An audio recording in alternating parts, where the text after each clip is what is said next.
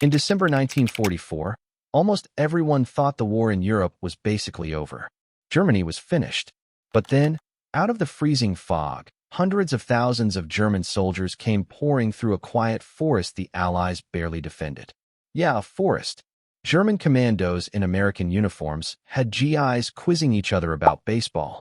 One American force was surrounded and ordered to surrender. Their commander's answer? Nuts. And George Patton turned an entire army 90 degrees in 48 hours. So, how did a country everyone thought was beaten almost split the strongest army on Earth in half? Well, here's a map of Western Europe in December 1944.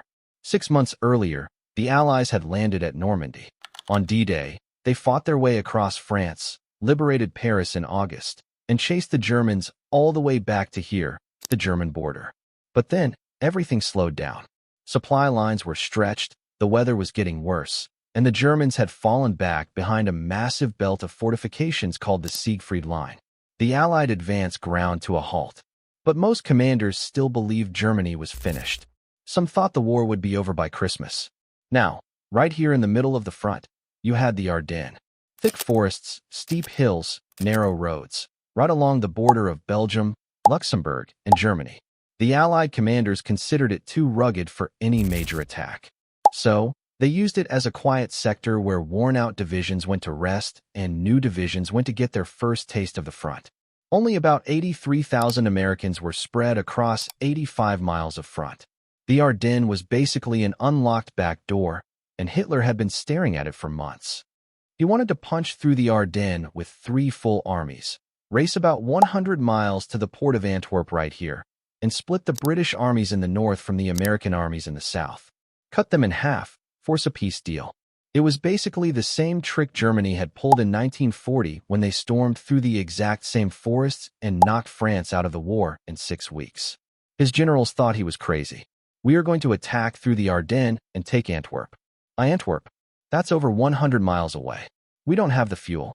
If we reach Meuse, we should get down on our knees and thank God. This plan hasn't got a damn leg to stand on. Enough.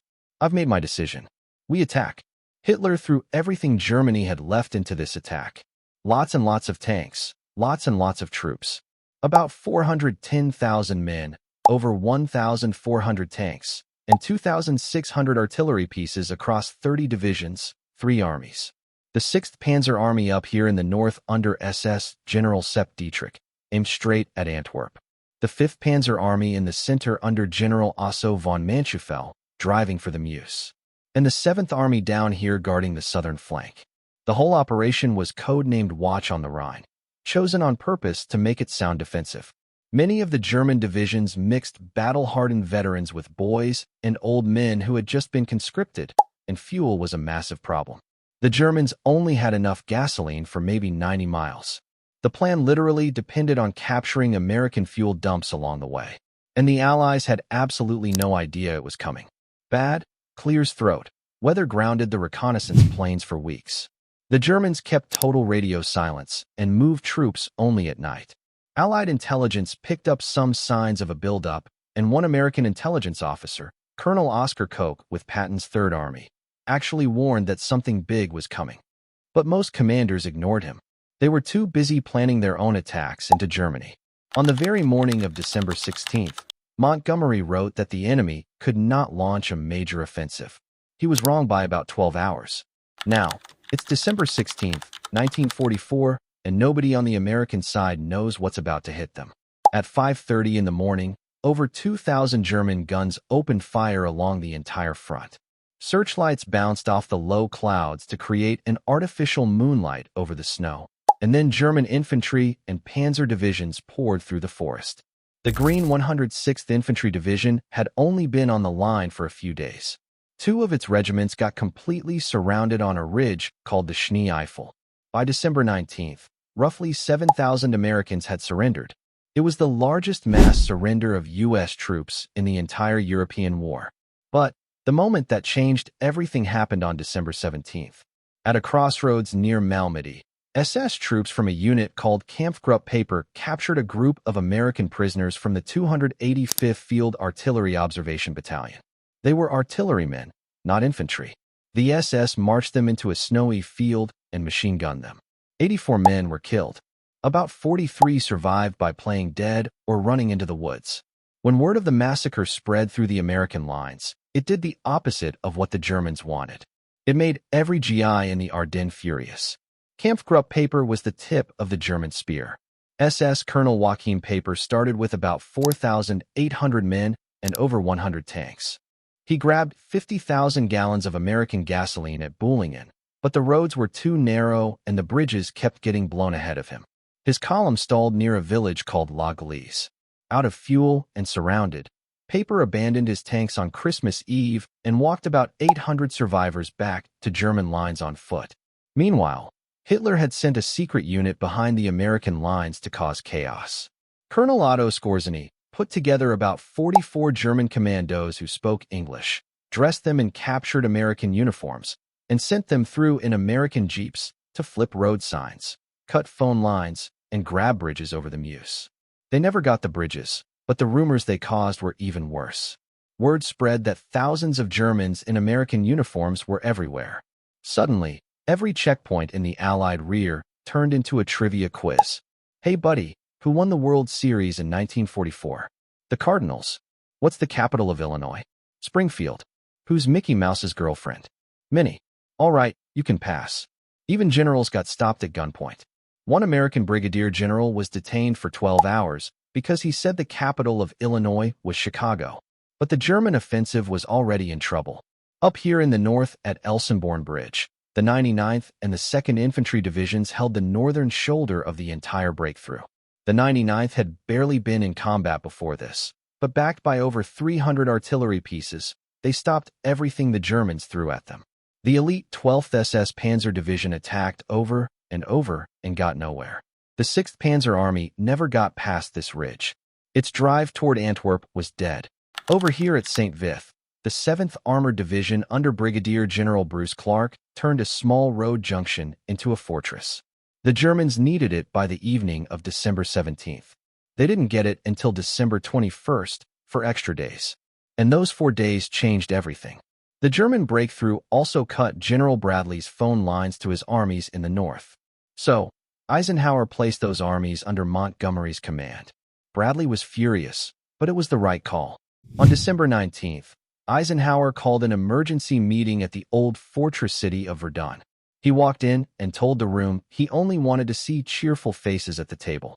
Then, he turned to Patton. Hey George, when can you attack? I can attack with 3 divisions in 48 hours. The room went silent.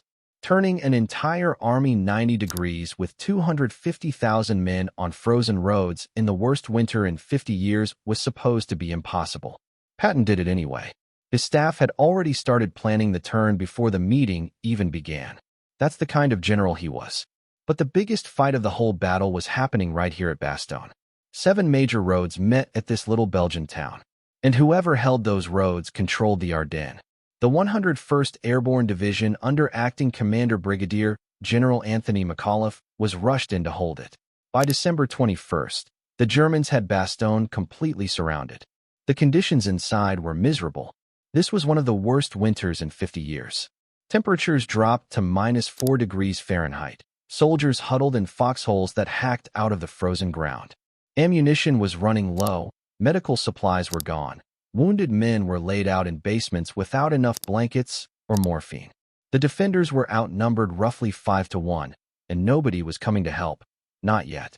So what did the Germans do? They sent a surrender demand. On December 22nd, German officers walked up to the American lines under a white flag carrying a written ultimatum. Surrender Bastogne or face total destruction. The note was delivered to General McAuliffe. He read it, laughed, and said, nuts. His staff loved it. So they typed up the official reply. To the German commander, nuts. From the American commander. The Germans had no idea what that meant. So an American colonel translated it. It means, go to hell. The next day, December 23rd, the clouds finally broke, and everything changed. Allied planes were in the air for the first time in a week. C-47 transports dropped supplies into Bastogne.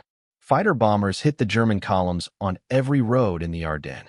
The weather had been Hitler's best friend. Now it was gone. The farthest the Germans ever got was right here near the village of Celle. The 2nd Panzer Division ran out of fuel just a few miles from the Meuse River on Christmas Eve. The American 2nd Armored Division caught them and destroyed them. The Germans never crossed the Meuse. Antwerp was never even close. On December 26th, Patton's 4th Armored Division, led by Lieutenant Colonel Creighton Abrams, and his 37th Tank Battalion smashed through the German lines and reached Bastogne. The men of the 101st Airborne had held out for 5 days, completely surrounded. The siege was over. From there, the Allies squeezed the Bulge from both sides. 1st Army from the north, 3rd Army from the south. They met at the town of Houffalize on January 16th.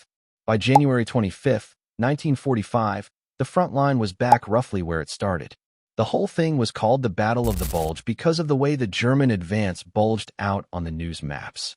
An American war correspondent came up with the name. It stuck. 6 weeks of the bloodiest fighting American soldiers had ever seen. And when it was over, the front had barely moved.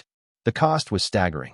American casualties totaled roughly 80,000, including over 19,000 killed and about 20,000 captured.